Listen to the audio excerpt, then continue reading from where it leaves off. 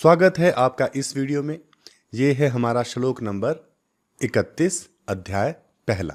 पिछले श्लोक में हमने देखा कि अर्जुन किस प्रकार से विषादग्रस्त हो गए थे और वो किस तरह से बताते हैं कि उनके साथ क्या क्या हो रहा है। जैसे कि उन्होंने बताया था कि उनका गला सूख रहा है, उनका शरीर ढीला पड़ रहा है, गांडीव नहीं उठा पा रहे हैं, खड़ा नहीं हो पा रहे हैं। तो इस तरह की चीज़ें अर्जुन ने पिछले श्लोक में बताई थी। अब इस श्लोक में अर्जुन बता रहे हैं कि उनको अच्छा नहीं लग रहा है, उनको संभावना है कि अगर हम ये युद्ध करेंगे तो कुछ अपशकुन हो सकते हैं।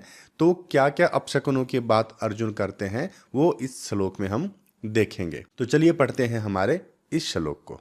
निमितानि च पश्यामि विपरीतानि केशव न च श्रेयो अनुपश्यामि हत्वा स्वजन माहवे। अब हम इन पदों के अर्थ को समझ लेते हैं। तो हमारी जो पहली लाइन है उसमें जो पद हैं निमितानि च पश्यामि विपरीतानि केशव, तो यहाँ पर पार्थ यानी कि अर्जुन भगवान श्री कृष्ण यानी कि केशव से कह रहे हैं निमितानि। निमितानि का मतलब है कि अपशकुन, च का मतलब है भी, पश्यामि का मतलब है दिखाई देना या देखना। आगे है विपरीतानि। विपरीतानि मतलब उल्टा ही नजर आ रहा है। केशव मतलब श्री कृष्ण। निमितानि च पश्यामि विपरीतानि केशव, तो इस पूरी लाइन का मतलब है कि हे केशव, मुझे जो दिखाई दे रहे हैं, जो लक्षण नजर आ रहे हैं या जो अपशकुन नजर आ रहे हैं वो मुझे ठीक से नजर नहीं आ रहे हैं, मुझे विपरीत शकुन नजर आ रहे हैं। वो कहते हैं ना कि कुछ अच्छा नहीं लग रहा है जैसे कि कुछ बुरा होने वाला है। तो यहाँ पर अर्जुन ये कह रहे हैं कि मुझे बहुत अच्छे संकेत नजर नहीं आ रहे हैं। उसके बाद हमारी अगली लाइन है न च श्रेयो अनुपश्यामि हत्वा स्वजन माहवे।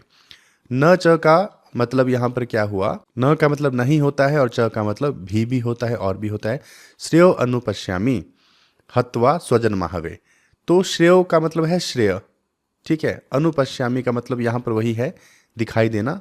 हत्वा मतलब मारना, हत्या करना। स्वजन महावे, स्वजन अपने संबंधी, स्वजनम संबंधी हो गया, और आहवे युद्ध। तो इस लाइन का मतलब है कि अपने जनों की हत्या करने के बाद भी मुझे कोई श्रेय इसमें नजर नहीं आ रहा है, मतलब कोई लाभ मुझे नजर नहीं आ रहा है कि अपने ही लोगों को युद्ध में मार दूं। तो ये हो गया हमारे इस श्लोक के पदों का अर्थ। तो उम्मीद करता हूं कि आपको पहले ये जो अर्थ हैं ये समझ आ गए होंगे। इसके बाद अब हम इसकी व्याख्या को देख लेते हैं। निमितानि च पश्यामि विपरीतानि केशव, तो ये जो हमारी लाइन है इसमें पश्यामि पद का इस्तेमाल किया गया है जिसका मतलब है देखना। लेकिन क्या देखना, मतलब भूतकाल को देखने की बात की गई है। और जो दूसरी लाइन है उसमें अनुपश्यामी पद का इस्तेमाल किया गया है जहां पर अर्जुन भविष्य को देखने की बात कर रहा है। अब चलिए हम थोड़ी सी डिटेल इसकी समझ लेते हैं। अर्जुन कृष्ण को कह रहे हैं कि जब भी कोई काम हम शुरू करते हैं अगर वो ठीक ठाक से शुरू ना हो तो आगे भी सब ठीक नहीं रहता है। यानी कि जब भी कोई काम हम उत्साह से करते हैं, ठीक है, बहुत ही अच्छी तरह से करते हैं, तो आगे भी वो सही रहता है। एक मान्यता है ना कि काम जब शुरू होता है तो बहुत ही अच्छी तरह से होना चाहिए। बहुत से लोग ये भी मानते हैं कि शुभ मुहूर्त में कार्य को किया जाए तो उसके परिणाम शुभ होते हैं। तो यहाँ पर ये शुभ और अशुभ की ही अर्जुन बात कर रहे हैं यहाँ पे, क्योंकि उनका मानना है कि देखिए शुरुआत में ही कुछ समस्या आ गई है। अब क्या समस्या आ गई है, अब अर्जुन बता रहे हैं कि मेरे साथ जो हुआ है यहाँ पे, जिस तरह से मेरे शरीर में 8 लक्षण हुए, तो उनकी ओर संकेत कर रहे हैं अर्जुन यहाँ पे।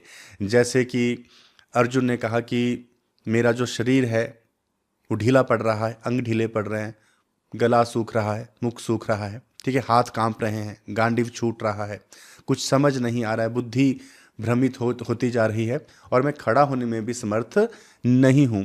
तो ये 8 लक्षण बताए अर्जुन ने, और अर्जुन का कहना यह है कि ये जो लक्षण हो रहे हैं ये सारे अपशकुन हैं, ये कोई अच्छा शकुन नहीं है। और इसके अलावा अर्जुन भूतकाल में हुए कुछ संकेतों की तरफ भी बता रहे हैं जो हालांकि श्लोक में लिखे नहीं गए हैं, लेकिन टीकाकार ने उनकी भी व्याख्या की है। जैसे कि अर्जुन बताते हैं कि जैसे कि जानवर होते हैं, उनकी बोली होती है, ऐसी मान्यता है कि उनकी बोली बिगड़ जाती है या अजीब तरह की हो जाती है। जब भी कुछ भी बुरा होने वाला होता है तो जानवर अलग तरह की बोली बोलते हैं। और ग्रहों की भी स्थिति बदलती है, अचानक से ग्रहण लगने लग जाते हैं, ठीक है, या बादलों से रक्त की बारिश होने लगती है। तो इस तरह के संकेत अर्जुन दे रहे हैं यहाँ पे।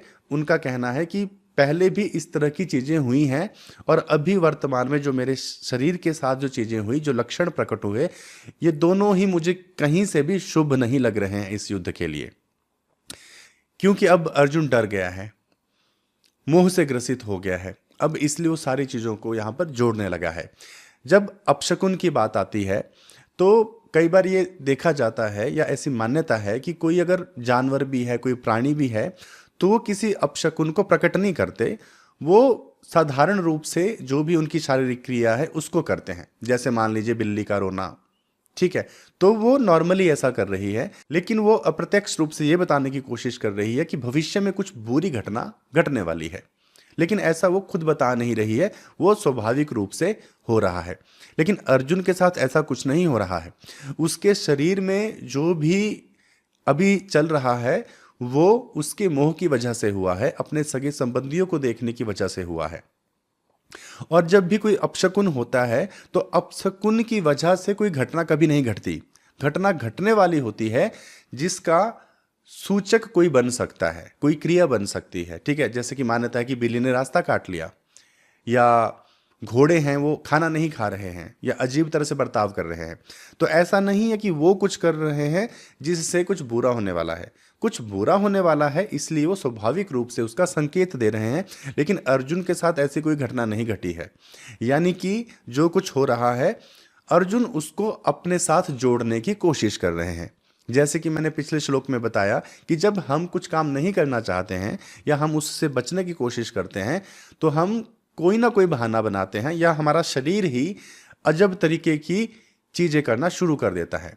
जैसे कि उदाहरण के लिए, जब पहली बार कोई ध्यान करने बैठता है तो उसको खुजली होने लगती है। कभी माथे पे खुजली हो जाएगी, कभी पीठ पे खुजली हो जाएगी, ठीक है, या बैठा ही नहीं जाएगा, या इधर उधर के विचार आना शुरू हो जाएंगे। क्योंकि हमें उस स्थिति में बैठने की आदत नहीं है, हमें चुप रहने की आदत नहीं, हमें शांत रहने की आदत नहीं, हमें रील्स स्क्रॉल करने की आदत है।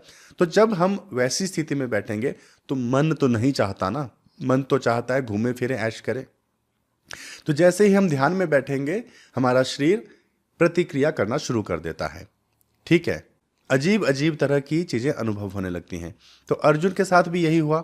उसने अपने सगे संबंधियों को देखा, उसके भीतर मोह प्रकट हो गया, उससे कायरता आ गई है, इच्छा शक्ति चली गई है, युद्ध करने का अब कोई मन नहीं है। अब जब मन नहीं है तो अर्जुन अब नए नए तर्क दे रहे हैं। उनको लग रहा है कि कुछ बुरा घटने वाला है। देखो पहले भी सब कुछ बुरा हुआ, अब जो मेरे साथ घटा है वो भी गलत ही घटा है। हालांकि इन चीजों का कोई संबंध नहीं है शकुन से या अपशकुन के साथ, लेकिन फिर भी एक साधारण व्यक्ति कैसे सोचता है, एक मोहग्रसित व्यक्ति कैसे सोचता है, तो अर्जुन की भी वही सोच बताई गई है यहाँ पर कि जब हम काम नहीं कर पाते हैं या नहीं करना चाहते हैं, हम किसी चीज को पसंद नहीं करते, तो उससे बचने के लिए हम बहुत सारे तर्क और वितर्क देते हैं। तो हमारी अगली लाइन है, न च श्रेयो अनुपश्यामी हत्वा स्वजन माहवे। अब अर्जुन यहाँ कह रहे हैं कि अगर हम युद्ध में अपने ही लोगों को, अपने ही सगे संबंधियों को मार डालेंगे तो भला उससे हमें क्या ही फायदा होने वाला है, उससे कोई यश की प्राप्ति नहीं होगी। भला अपने ही रिश्तेदारों को मारकर कौन सा श्रेय मिलने वाला है। तो अर्जुन कह रहे हैं कि मुझे कुछ भी इसमें श्रेय वाली बात नजर नहीं आ रही है। यहाँ पे अनुपश्यामी जो पद है उसका इस्तेमाल भविष्य काल के लिए किया गया है। जो पहली हमारी लाइन थी उसमें पश्यामी का इस्तेमाल किया गया था, जो कि पिछली घटनाओं की बात वहां पे की गई थी। यानी कि अर्जुन पूर्व में हुई घटनाएं और वर्तमान में हुई घटनाओं का वर्णन कर रहे थे, जो हम अपशकुनों की बात कर रहे थे। लेकिन अब यहाँ पर जो है, जो पद इस्तेमाल किया गया है, यहाँ पर अर्जुन भविष्य में होने वाले परिणामों के बारे में बात कर रहे हैं कि अगर हमने अपने ही रिश्तेदारों को मार डाला, अपने ही कुटुंब के लोगों को मार डाला, तो इससे हमें बहुत ही पाप लगेगा। क्योंकि अपने ही परिवार का जो नाश करता है वो तो महापापी है, उसको श्रेय क्या मिलेगा, उसको तो इतिहास याद रखेगा कि इन्होंने तो अपने ही लोगों को मारा था। तो ये बहुत ही बड़ा अपशकुन होने वाला है।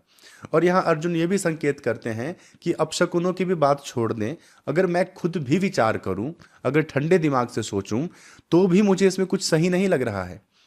भला अपने ही लोगों को मारकर कैसे खुशी मिलेगी, कौन सा यश मिलेगा?